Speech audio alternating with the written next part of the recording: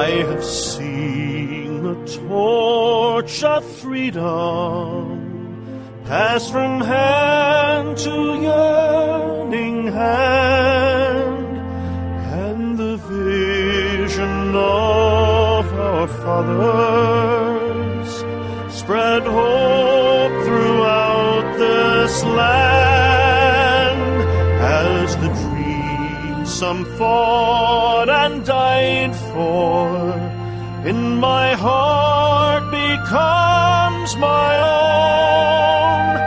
I will strive to keep her promise, America, my home. America, America,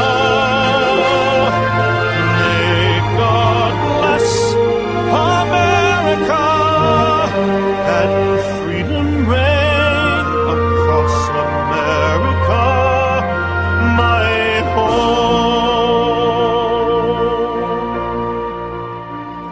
From the shorelines to the prairies, to the cities great and small, we have reaped the fruits of justice and liberty for all. So with deep appreciation for the blessings of freedom that we know in this wonderful land of ours, I'm Dr. George Simon, welcoming you to another edition of Character Matters. This is the program where we talk about what I consider to be the defining issue of our time, the character crisis that we face, and that affects so many aspects of our daily lives, and is indeed at the root of so many of our troubles today. And this is what I have spent my career studying and dealing with and writing about on my blog at manipulative-people.com, and also at the counselingresource.com website. That's counseling with 2 L's, resource.com. And also in my books, In Sheep's Clothing, Understanding and Dealing with Manipulative People, Character Disturbance, the Phenomenon of Our Age, The Judas Syndrome, and How Did We End Up Here? And hopefully at the end of the summer, my 5th book, The 10 Commandments of Character, How to Lead a Significant Life. So if you want to join the conversation today, give us a call at 718-717-8296. That's 718-717-8296. If you want to join the conversation, if you have a story you want to share, if you have a question you want to ask, something you think the audience will be interested in, or just something you want to talk to me about, feel free to give us a call at 718-717-8296. We're going to be talking today about the series of articles that I've had going on what I affectionately call the 4th commandment of the 10 commandments of sound character development, namely respecting and acknowledging and embracing the truth. We do ourselves and everyone else a big disservice when we are not honest with each other and when we're not honest with ourselves. Perhaps the more insidious thing is when we are not honest with ourselves. And I've got some interesting takes that I want to discuss with you tonight about that whole phenomenon, and might take me a bit to express my thoughts on this coherently, so if you'll bear with me, I'll do my best. And I also welcome your comments and your take on things, especially in view of the articles that I've been posting over the last couple of weeks. So as I said, if you have a comment you want to make or a question you want to ask, give us a call at 718-717-8296. That's 718-717-8296. Well, I've been thinking about a lot of things lately, certain things in the news that have been really bothering me. I can't remember a time when I felt quite as troubled as I have by the social climate of the times. I think that we are in some very, very trying times. And things are not getting a heck of a lot better, and I think they're going to have to get worse on many fronts before they do get better. And what I'm witnessing is a great divide that has its roots in character issues. And, there have been some disturbing videos posted on YouTube and otherwise on Facebook and other social media. Been some disturbing videos of police officers in the act of arresting someone for an offense, sometimes a minor offense, and then things go horribly wrong. And someone who may or may not even be guilty of an offense at all ends up dead. And recently there's been some protest by minority groups that feel that this callous disregard for human life that we see play out sometimes, even in the enforcement of the law, is disproportionate along racial lines. And there may be some truth to that. But what really unnerves me more than anything else is the fact that that callousness is there.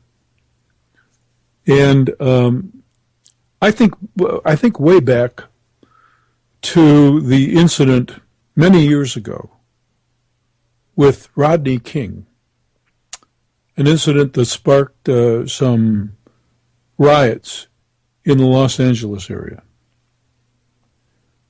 And I'm thinking of the circumstances that were involved there.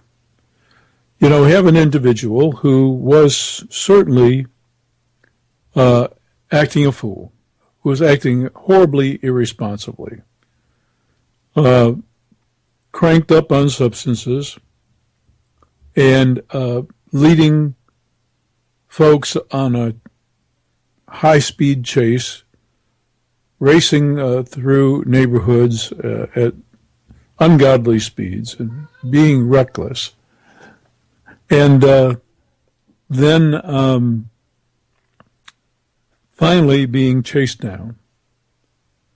And, when you look at the tapes, you can't help but think that these frustrated officers had their dander up. And they were going to teach this guy a lesson. So the level of violence that was used to subdue this person, once they finally got a hold of him, they were in rage, and they'd been put through the mill. And this, as they saw it, low-life criminal had just made their day miserable and endangered the public as well. They were going to teach him a lesson. And this kind of thing does happen. And of course you hear that most officers, I see we've got a call coming in. I'm going to go ahead and take this call. Hello, and welcome to Character Matters. Wow, I can't believe I'm on Character Matters. That's awesome. Welcome. Thank you, Doctor. You You're the greatest. You're a beacon of light. I can't figure out how to get your program on the live, though. You can't figure out how to get the program. Yeah, are people getting it over the internet live? Or on the radio live? You mean on a broadcast medium? Yes, sir. No, we are strictly internet-based. I'm not smart enough to figure out how to get the stream or whatever. Well, you're obviously tuned in to this evening. Well, I wrote down, I got your program off YouTube. Uh-huh. The recorded one. And so then I jotted down your number from that, and I was hoping you'd be on tonight. Uh-huh. Well, welcome. Just so I could thank you for your work, yeah. Say, I got a question for you. Mm-hmm. What do you think about treating the character disturbance with neurofeedback? With neurofeedback. Yeah, are you familiar with that? Yeah, there are an awful lot of different methodologies out there. I haven't seen any evidence that whether it's EMDR or neurofeedback or biofeedback or any of the other kind of neuro reprogramming methods, I'm not really convinced that any of those modalities show any real promise when it comes to character disturbance. They can show some effect with some dimensions of character. As I write about, I don't know how familiar you are in my writings about this, but I see personality and character as multidimensional constructs. And part of that is our biology. And, within our biology, there are temperamental predispositions, our constitution, and our neuropsychological wiring, so to speak. All those contribute to our personality makeup. And so I have seen some evidence that you can at least tend to some aspects of personality, say, for example, somebody's level of impulse control, or their degree of irascibility, or their tendency to become overly anxious, or whatever the case may be. So I've seen I've seen evidence that you can at least modify those aspects of personality. But when you're talking about treating the whole person and really working for character change, I don't see any of those modalities as a magic bullet, so to speak. Yeah, I went ahead and tried it myself. Based on Dr. Vanderkolk, he recommends it. You probably know who he is. I do not. Dr. Basil Vanderkolk, the big, I don't know if he's German or what he is. He's the head psychology guy at Syracuse University. Not heard of him. Yeah, he's big, pioneers the,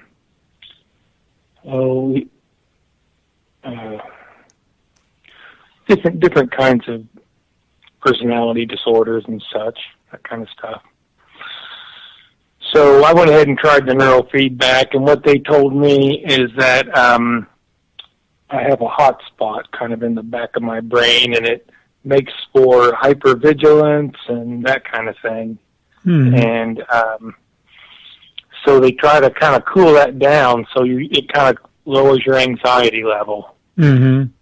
And it did help me. I think I need to go back, though, because my anxiety's gone back up. Mm-hmm.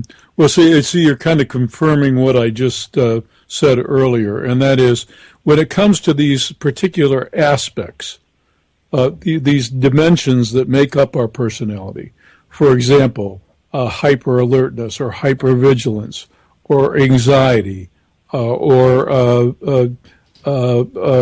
impulse control difficulty, whatever these dimensions are, there are areas of the brain that are particularly involved in these various dimensions. And I have seen evidence that we can indeed, with some of these methods, really attend to those aspects. But, we're more than just those one aspects of our personality or character. Our character is shaped by a number of influences, not the least of which is our shaping experience and also kind of our ways of thinking about things. That's part of the cognitive behavioral framework, is to understand that the ways we think about things, the attitudes that we form, have a lot to do with the behavior patterns that we exhibit. So, like I say, I have no problems with these methods being able to attend to certain aspects of things, but when it comes to really making substantive character change, there's always more involved. Does that make sense? Yeah, that's it would be nice to have the magic bullet, but it helped me. But I think one thing that you helped me with is when you pointed out in your book that these character disturbed people don't really have a big problem with anxiety. I thought just because I had such a problem with it that everybody else did too. Yeah. But it's like, no, there's some people that really don't have that problem. Yeah. As a matter of fact, the research is indicating, some of the researchers call this adaptive fearfulness, which means a little bit of hesitation, a little bit of angst, a little bit of uneasiness, a little bit of fear would actually help the person out. It would actually, what we say, give them pause and keep them from doing some of the things that they habitually do that cause a big problem. And so if they had just enough of this anxiety, this adaptive kind of anxiety, they wouldn't be getting into so much trouble. But some folks are actually defined in character by their lack of that kind of anxiety. And it's really hard for people who struggle with anxiety to imagine that there are people for whom anxiety is not a factor at all. But, looking back, that has to be a big part of the attraction. I'm thinking I've got way too much. I'm naturally going to be attracted to someone with none at all. I don't know. That sometimes that often does happen. It really does. Yeah. So do you have another question? Well, I think you pretty well answered it.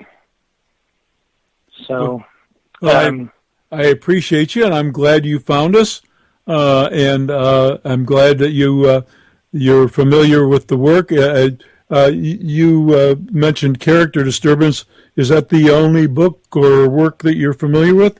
Yes, I've just read the one, and I just found it recently, and I'm so sorry that it took me 20-some years to find it. My goodness, you could have helped me so much back then. Well, I appreciate that you have it, and I'm more than edified that it's helped you out. Well, you've helped a lot of people, Doctor. Thank you so much. Well, thank you. Appreciate your call. Bye now. Bye-bye. Well, that was a nice call, and I really do appreciate. I never can hear enough from folks when they tell me that one of my books or one of the articles has really helped them out. That it's really why I do what I do, and I never get tired of hearing it. But what I was getting into before I took the call earlier is I was talking about this this disturbing incident many years ago with Rodney King, and what I saw at the real root of it, that folks were not giving much attention to. And that is this capacity that we have to, in our mind, dehumanize one another. And the reason I feel so strongly about this is because I see it at play in all of the insidious behaviors that are behind so many of the tragedies that we witness today, or that we've heard about and have made news, whether it be terrorist bombings or rogue or unethical law enforcement officials inappropriately using too much force or roughing people up or causing unnecessary death or harm. What I'm witnessing is an increased capacity of individuals to do on their own what military services used to have to do through brainwashing and conditioning during times of war. And that is, get you to think about your enemy in less than human terms. Cast them in a certain way so that you don't have any problems getting rid of them, doing harm. You know, a friend of mine who served in Vietnam talked to me about this one day, about how they were trained, how he was trained to view the enemy as, quote, gooks, end quote, and to basically categorize these folks as subhuman and therefore not worthy of any kind of human regard, and therefore being totally expendable. And also, of course, being hit with the very clear reality that in times of war, you know, it's kill or be killed. And perhaps one of the most damaging things that occurred to this individual when he returned home, I think he had a bit of PTSD. But as part of that, the really disturbing thing is that he had learned so well how to dehumanize, how to distance himself, how to conceptualize others in such a dehumanizing way. He had learned to do that so well that it was all too easy for him to do that with other people in his life, that in any way offended him or bothered him, or that he thought were against him or were not for him enough, or were not likable enough in some way, or whatever the case may be. So, you know, basically in his mind there became only the usable among his acquaintances and the completely expendable. He brought that dehumanizing attitude with him back home. And he treated people accordingly. And it was chilling. It was very chilling. As a matter of fact, I never really completely felt safe in his presence, because I think as a result of the PTSD, there always seemed to be that point at which he would possibly be thrown into a complex and see you as the enemy or as a gook, and then anything at all was possible. And he owned firearms. Not that possessing them is anything that in and of itself is a concern, but given his mental state and his proclivity to see things that way, was always a little unnerving to be around him, especially when he was perturbed about something. And what I'm seeing on a fairly global scale, it doesn't matter what ideology, doesn't matter what hate group, what I'm seeing is this incredible capacity of folks to be indoctrinated with ideologies that basically see others in a way that dehumanizes.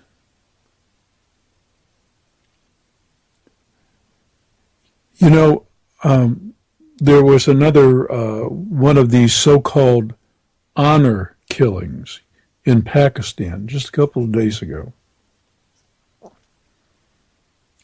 Some lady who had some notoriety in Pakistan as a model, not a role model, but a real life model. That's what she did for a living, modeling. And for that very conservative culture, she was pretty much out there. And doing some risque things. And apparently her brother took it upon himself to restore honor to his family by strangling her to death. Now, one can only imagine what it would be like to take the life of your own sibling. Under normal circumstances, this would be really difficult. But when you have yourself convinced that the person is evil or an infidel, then all of a sudden you have justification. Now, how does all of this, what I said about Rodney King, this incident here, other tragic incidents where people using various ideologies have committed unspeakable crimes, how does this all have to do with the series of articles that I've been writing on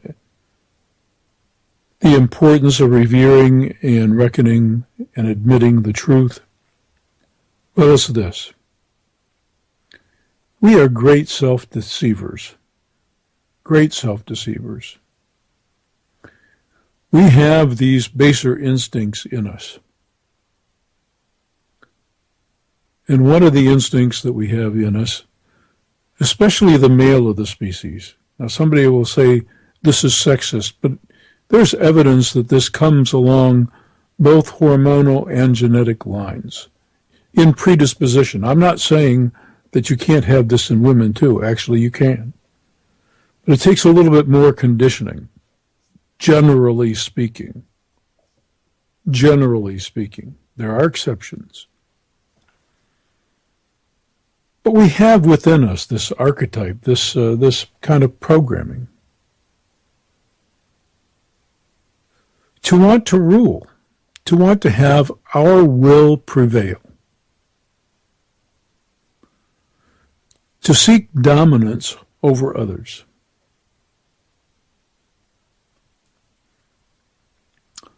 And here's the real issue with that. We are wired that way, and that's not evil. That's who we are at a baser level. Now, when we know that, and when we own that, and we take care for our own sake and for the sake of everyone else, to face our baser side and our baser instincts, and to work at elevating ourselves into more pro-social creatures, when we do that, we become healthy, functional members of society. When we don't honestly reckon with that side of ourselves, there's always trouble. And when we lie to ourselves, and we have this capacity to really lie. When we lie to ourselves about what we're doing and why, in other words, well, for example, when this man who took his own sister's life lies to himself and says, no, it isn't that I just want to have my will and my way prevail. No, it's not that at all. It's that it's a matter of honor, or it's a matter of faithfulness, or it's a matter of martyrdom, or it's a matter of doing the will of God. When we provide justification for just acting an animal, anything is possible.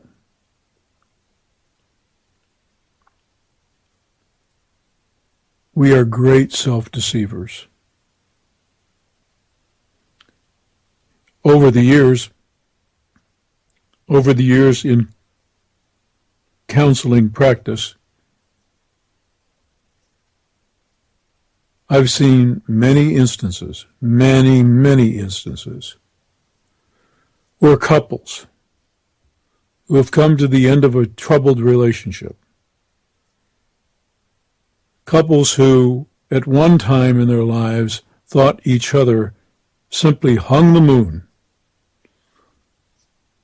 and now each one believes that the other is the devil incarnate. It's amazing how that can happen. And they're at war with one another. And they just really want to hurt one another because of the hurt they perceive was caused to them. And then they deceive themselves, sometimes using their children as weapons, sometimes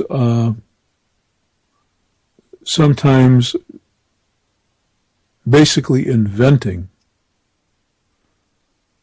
a reason to drive wedges where wedges don't really need to be driven, just to get back at one another, because it's really all about the fight between them. Although they lie to themselves and they lie to each other about what their real motive is. They don't honestly own their motives. I've seen this so many times.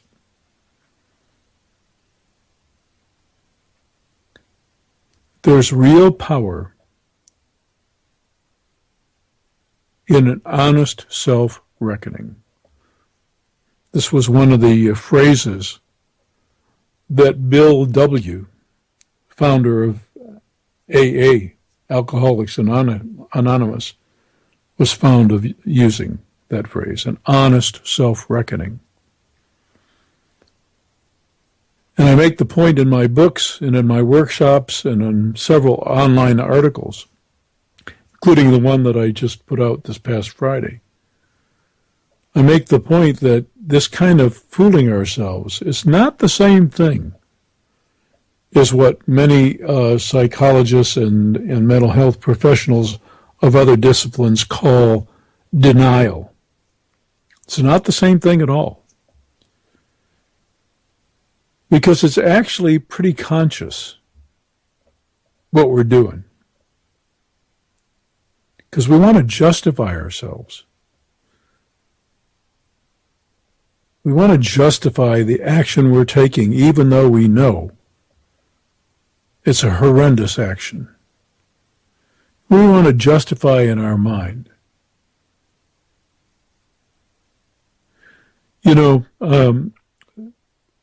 I'll go back to this example of this honor killing. Within certain cultures, there's a belief that women, especially,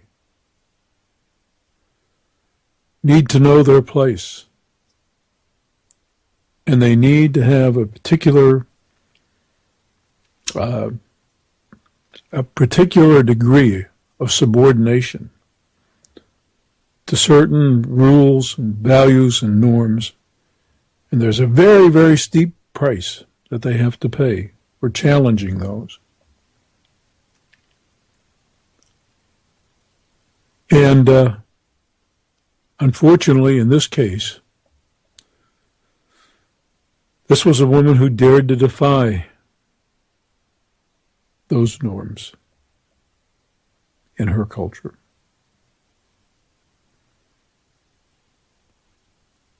And her brother was able to justify in his mind the most despicable act of murder by allowing himself to think that it was a matter of honor.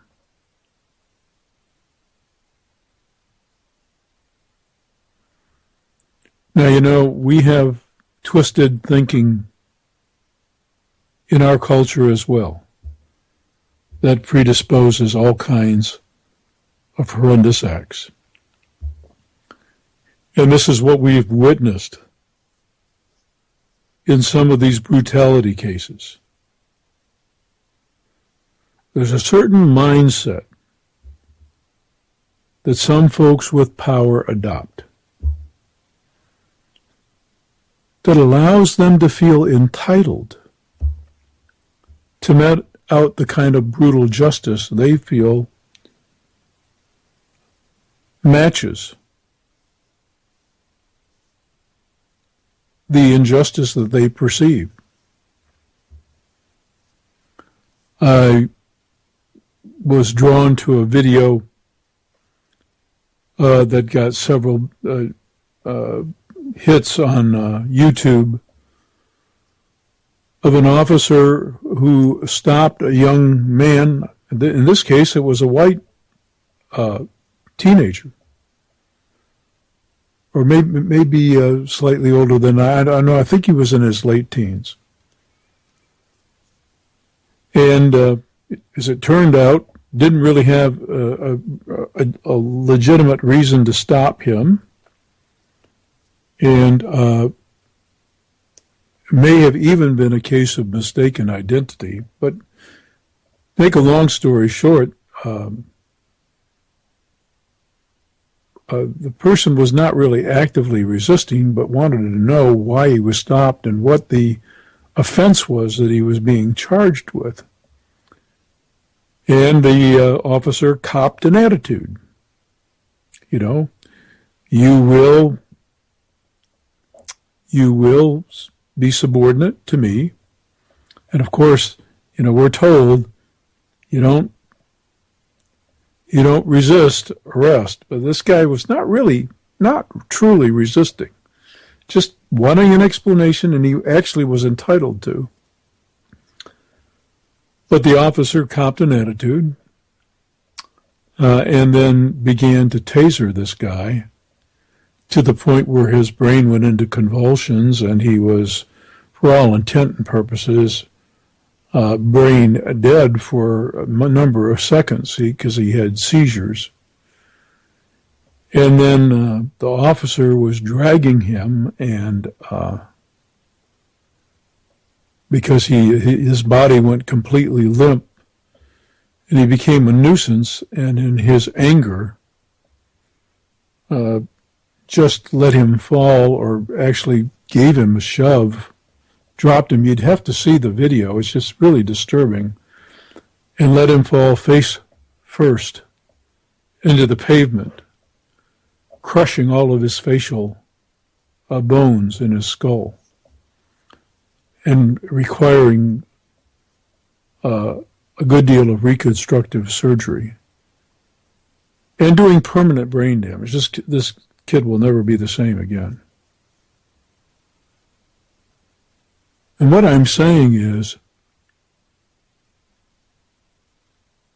that these ways that we have of deceiving ourselves about our true motives, there are these power mongers around us. They absolutely do not need to be afforded a badge.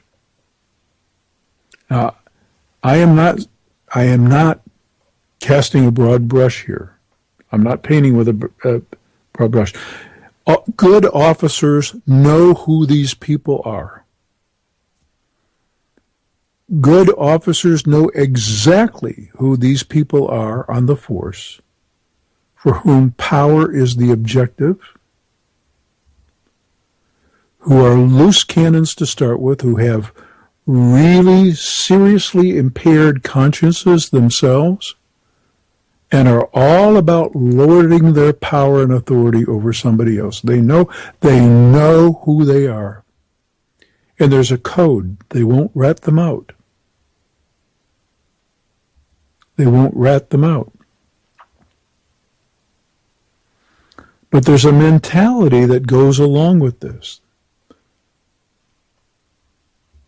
A really self-deceptive mentality where these folks tell themselves that they're doing the world a favor by ridding the world of riffraff.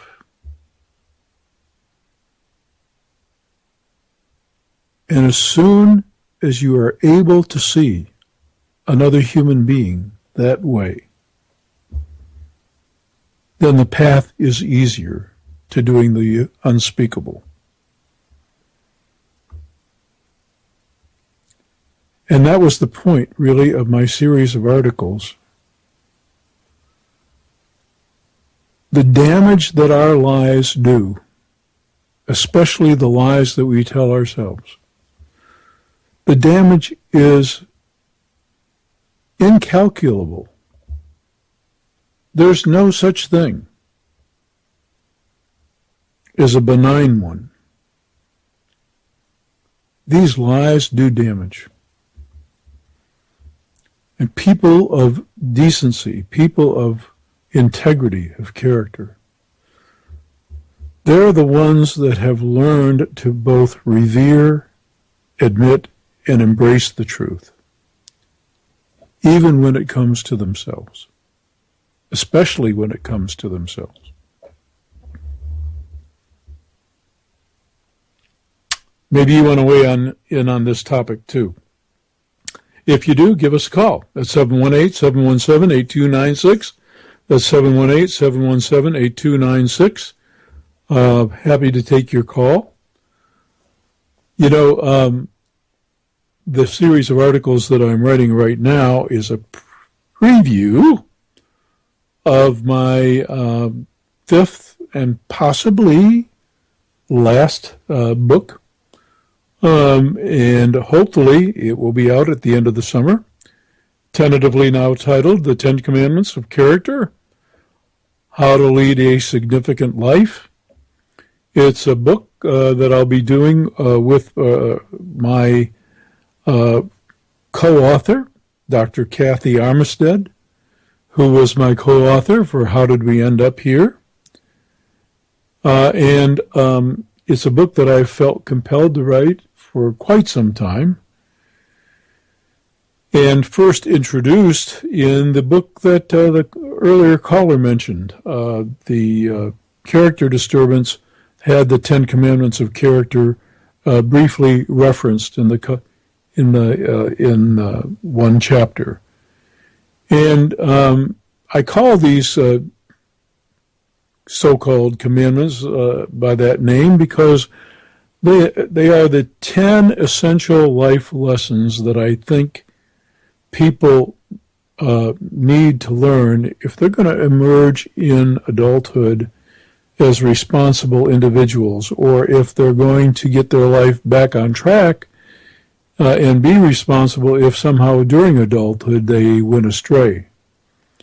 So these are the things that my work with children, adolescents, and adults over the many years have told me are the essential lessons that we have to learn to shape up as decent people.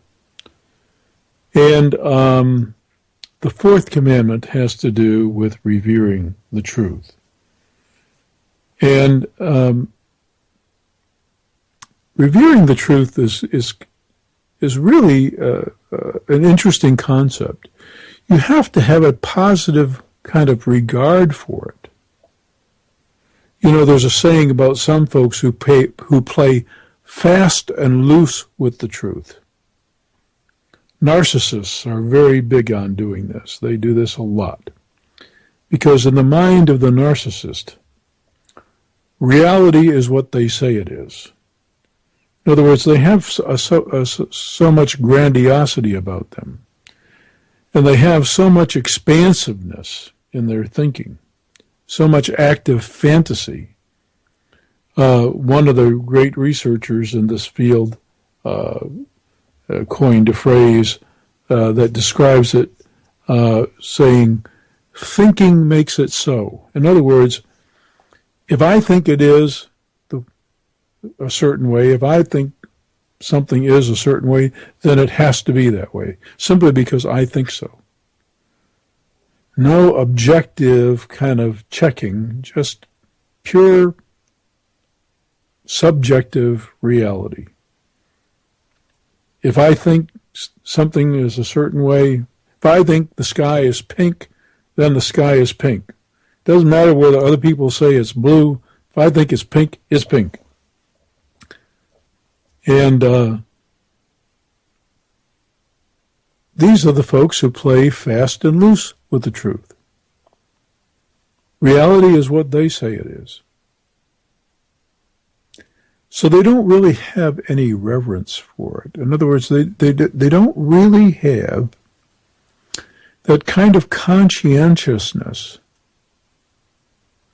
that really wants to be certain, really wants to know, and is open-minded, and wants to objectively verify what the truth is. I know, for example, that when I'm doing preparation for this program, and I'm wanting to talk about some particular topic, and I'm wanting to use an example, like I did earlier about this one incident of police brutality that resulted, unfortunately, in the death of a young man. I want to be sure that I get it right. Sure, I have my opinions about things, but I want those opinions to be well informed and to be well researched and validated. Why? Because I don't want to do harm. I know it would harm. There would be some harm, some negative fallout for me to misrepresent anything.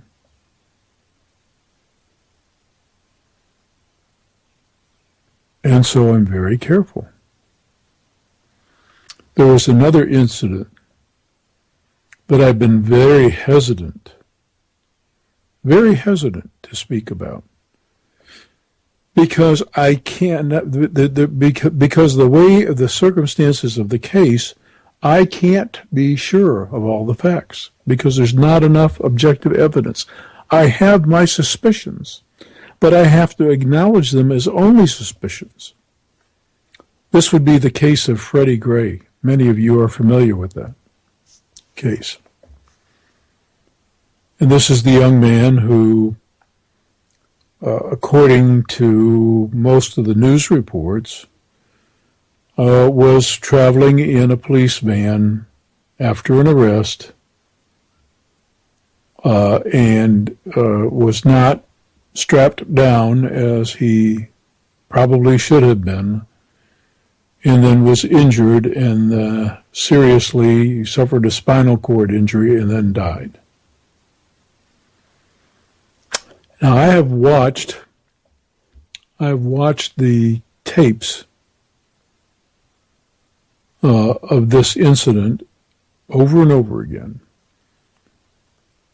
And there is no version that I have seen that doesn't begin with the officers picking up this man who has already been handcuffed and dragging him over to the waiting police van. That's where the videos begin. But when I look carefully, as a trained psychologist who has studied neurobiology as part of his training, part of our training in psychology, and I look at this person being basically dragged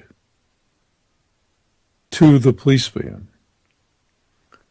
There are some behaviors that they can't escape me. Some observations that I make about what looks to be already present neurological damage somewhere. Because this person even has to have his legs lifted. He's got his head down. He's screaming in pain, and his feet are dragging. They think he's dragging his feet just to be passively resistant, and then being uncooperative, so they basically force him into the van. But what it appears to me, as I look very carefully, is that this individual's spine could very likely have already been injured, especially on the concrete or that rock or that bike rack that was near it before the video starts. We don't have evidence of what happened with the initial takedown. We don't have evidence there, or how that head or neck might have been struck. But when I look very carefully, the damage is already done, and I say to myself, and like I said, I've been hesitant to talk about this because there's just no way to know for sure. But somebody on that team knows exactly what happened. And of course, they're protecting themselves. And they're protecting one another. If we only had reverence for the truth. Many times the truth would have done just fine. But there are always consequences. And most of the time we're not willing to pay those consequences. You know, the research tells us that we lie for two reasons, primarily. We lie to prevent something we don't like, but fear might happen. We lie to prevent that very thing from happening.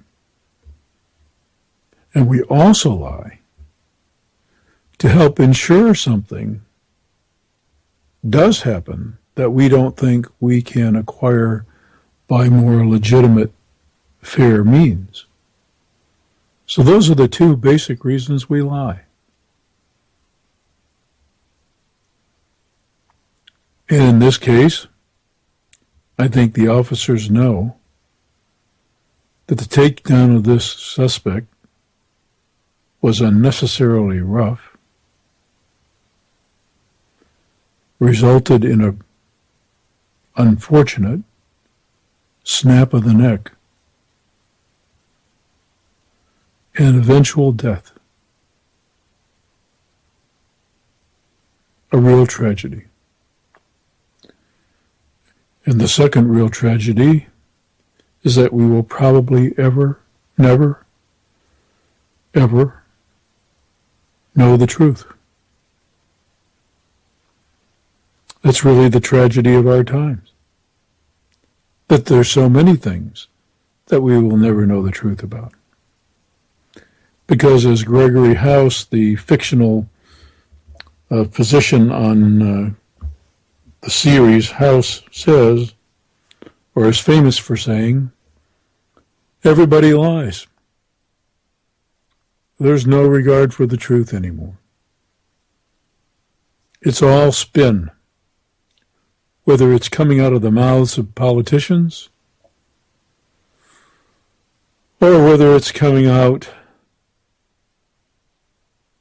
of those that we hope we can trust to lead us. But we can't really trust them. Because honor, real honor, integrity, character, is one of those bygone values that we just don't seem to cherish very much anymore. And we so enable and we so reinforce bad character in so many ways that it is the prevalent phenomenon of our time, as I mentioned in my books. And it's responsible for all of the problems that we have, all of them. You can't think of an issue that affects us that doesn't ultimately lead back to that. It's a crying shame. And so I hope you'll avail yourself of the series of articles on the blog at manipulative-people.com. This current series on the fourth commandment of solid character development, revering, admitting, reckoning with, embracing the truth. That series will be continuing, at least for the next couple of weeks. I hope you'll avail yourself of it. I hope you'll also avail yourself of my books, In Sheep's Clothing, Understanding and Dealing with Manipulative People, Character Disturbance, The Phenomenon of Our Age, The Judas Syndrome, my first and only book so far that is written primarily for the Christian faith community, and my first book with co-author Kathy Armistead, How Did We End Up Here? And at the end of the summer, my next book with her should be coming out, The 10 Commandments of Character. And I'll be with you again next week for another edition of Character Matters. Thanks for tuning in. I'm Dr. George Sand. Good night.